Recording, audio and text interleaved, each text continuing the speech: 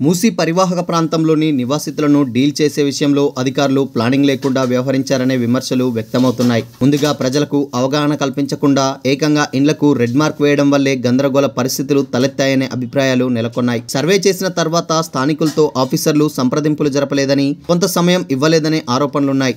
కొందరు ఆఫీసర్ల దూకుడు వల్ల ప్రభుత్వానికి చెడ్డ పేరు వచ్చిందనే చర్య ఆఫీసర్లు, రూలింగ్ పార్టీ లీడర్ల మధ్య జరుగుతున్నది. మూసీ నదిలో నది చుట్టూ ఉన్న ఇండ్లను గుర్తించి అక్కడి నివాసితులను తరలించే బాధ్యత మున్సిపల్, రెవెన్యూ శాఖలు సమన్వయంతో చేయాల్సి ఉంటుంది.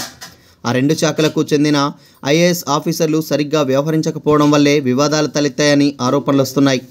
ముందుగా ఖాళీ చేయాల్సిన ఇండ్లను గుర్తించే ప్రక్రియలోనే పొరపాటు చేశారని, ఉన్న ఫలంగా ఇండ్లకు రెడ్ మార్క్ వేయడం వల్లే ఈ సమస్య వచ్చిందనే చర్చ ప్రభుత్వ వర్గాల్లో ఉంది. ముందుగా స్థానికులతో సమావేశాలు నిర్వహించాలి. 2-3 సార్లు సంప్రదింపులు జరపాలి.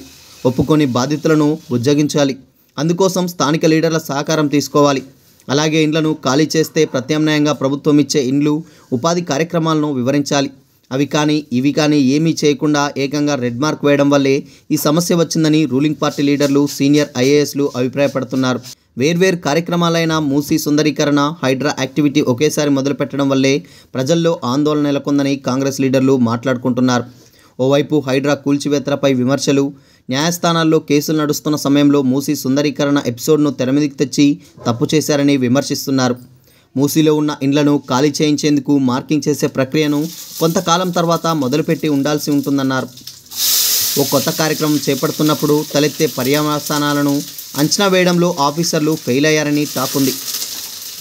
అలాగే కొందరు అధికారులకు మీడియాలో కనిపించాలనే ఉన్న తపన కూడా ప్రభుత్వానికి నెగిటివ్ టాక్ తెచ్చిపెట్టిందనే అభ్యంతరాలు వినిపిస్తున్నాయి.